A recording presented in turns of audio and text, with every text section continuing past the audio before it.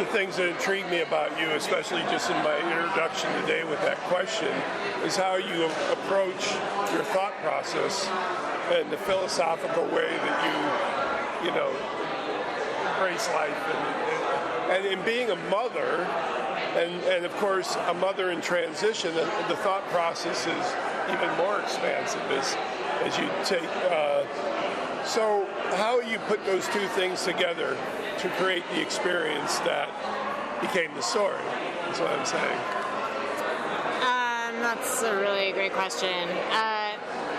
I'm a very intentional parent. I have a lot of history. I mean, I've been in therapy since I was 15, and so I'm very, very aware of how the words I say, my behaviors, just who I am as a person affects who my daughters are and who they're becoming. I'm epically aware of that. And, the thing that has been very surprising as a mother is just how in the weeds you get, how material and bodily it is.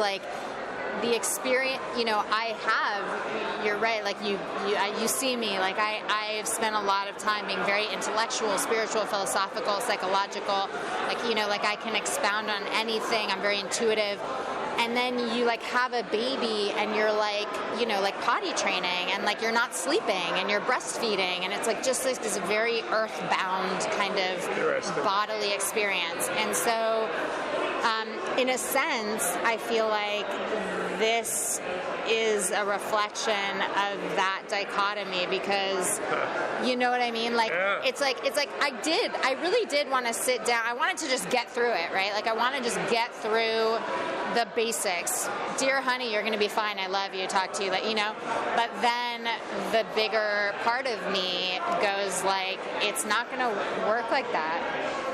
I have to really sit down and I have to think about this and I have to go through something and I have to really have integrity with my 2-year-old because I owe her that and I owe me that and I owe our relationship that and I owe humanity that. Certainly do. So in writing, directing, and acting in the film, what instincts were you using to get what you wanted out of the story? Did you have it more mapped out precisely or did you kind of come into the set and say, okay, I can go in different directions because I know what I'm thinking about? Yeah, so I feel like there are challenges to acting in your own movie that you're writing and directing, and also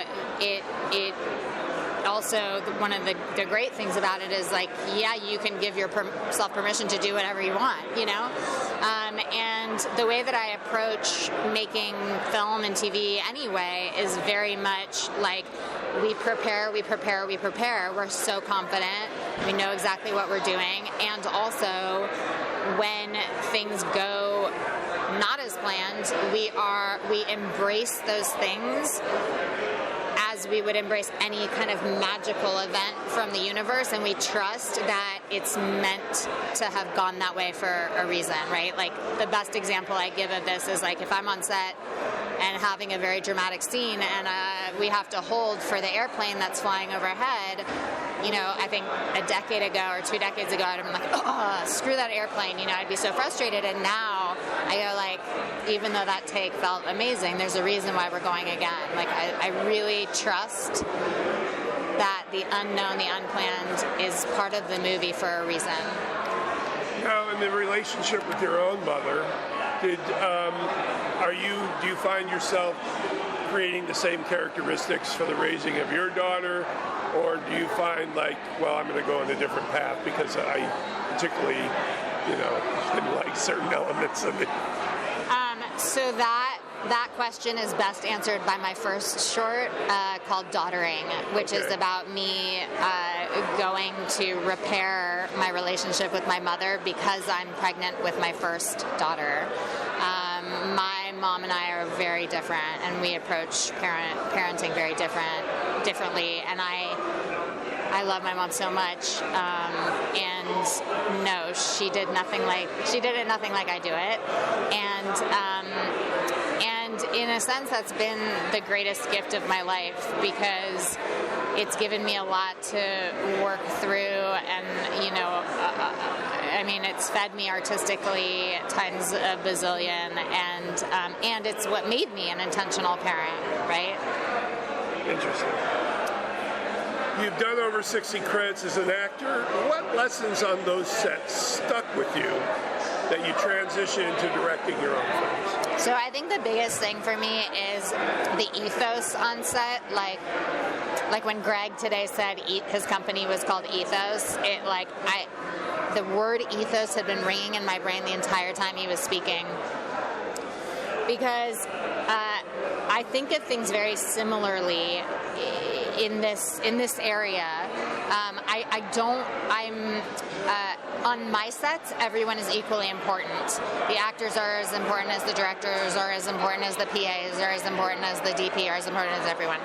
And it's my job as a director to empower every single person on set to work at the top of their talent. And the way that I do that is by giving everyone equal respect and equal listening.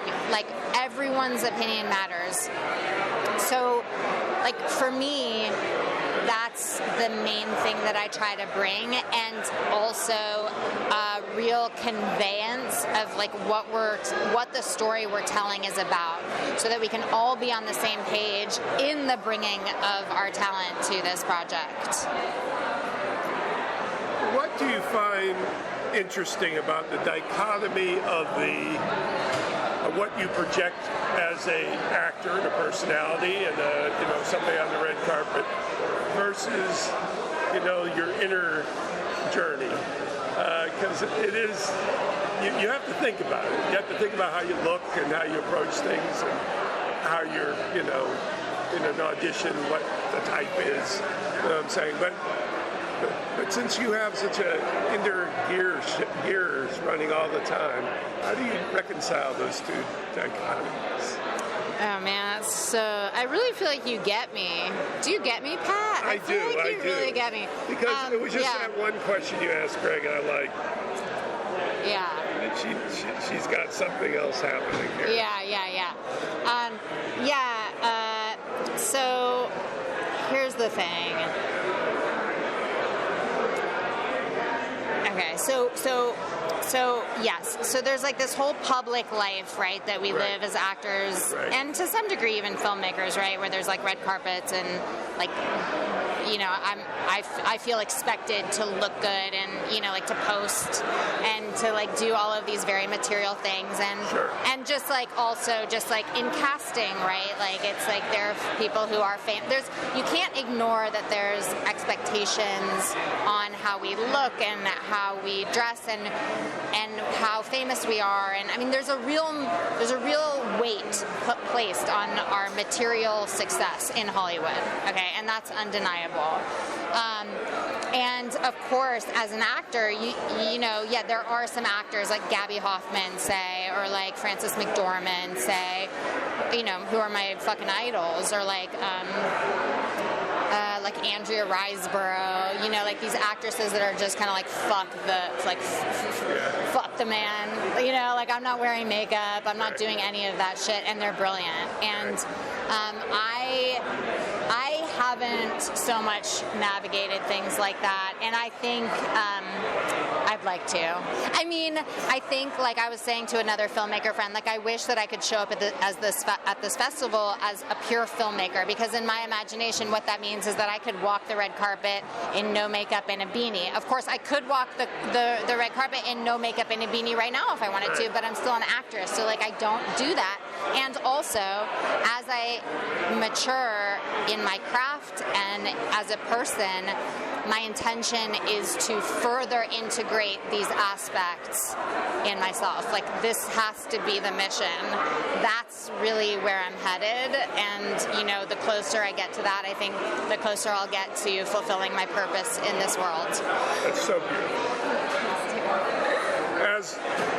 Good follow-up. As a working actor, what survival instinct has served you best in a very challenging business? I mean, I think that's I don't know that you would call it a survival instinct. I think I see this business and all of its disappointments and all of its triumphs as ways to get closer to who I am and to expand my consciousness. That's how I see it, and I think that's what's enabled me to stay in it for as long as I have.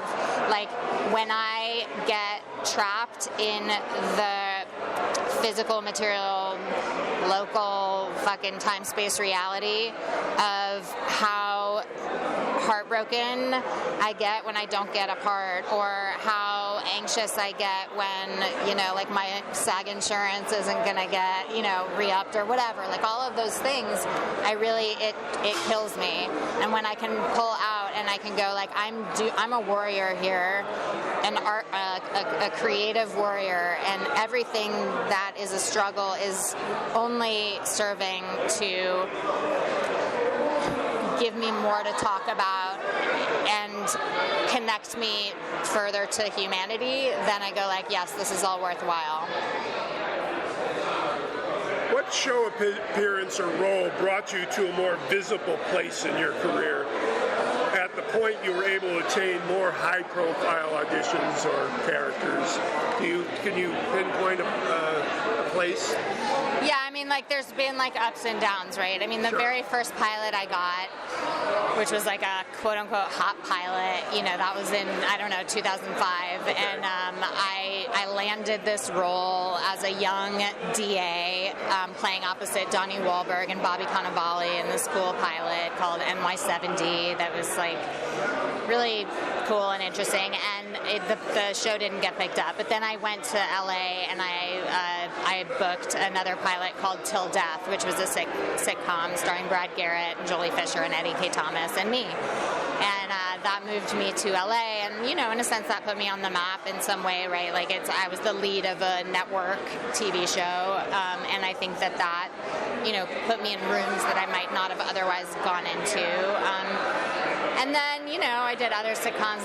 The thing that, most recently, well, not recently at this point, but in 2017, I was in a show for Amazon called Jean-Claude Van Johnson, which starred Jean-Claude Van Damme. I played opposite Jean-Claude, and he and I we were like a partnership that, saved the world sort of thing. And that was really cool for me. That was a cool TV show. It was cross-genre.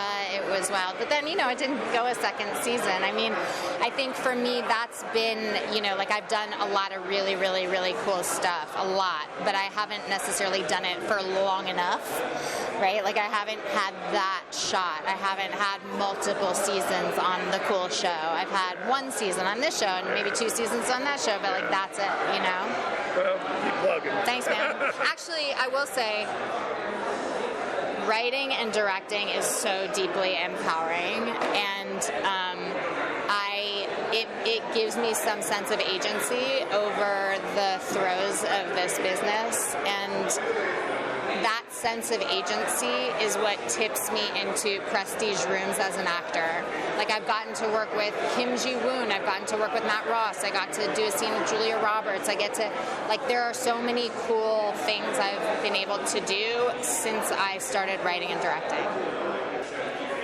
You have a particular aura, right?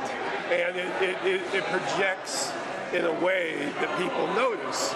So how do you, I want to say control it. I want to say, how do you know when to turn it up and turn it down? Or you know what I'm saying? Or am I looking from an outside place inwardly? That's part of the game, isn't it? Knowing you have a particular look, a particular aura, a particular projection into the atmosphere. I don't know what I'm talking about. No. This is a great question. I think, I would be turning it up and turning it down, with intention around being seen or being not seen or being, is that what you're saying? Yes.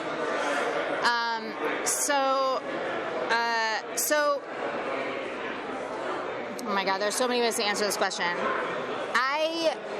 My intention all the time is to be myself, to be as authentic as I can be.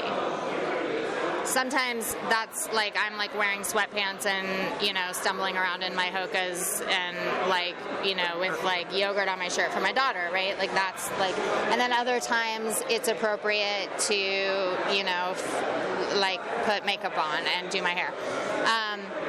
I believe that the ticket, and I already said it, is authenticity. So like, I'm not aware necessarily of turning it on or turning it off or making it louder or quieter. Beyond a sense of just being intentional around trusting that my aura or my presence or like that thing that you're talking about will find the right pieces, people and places to be.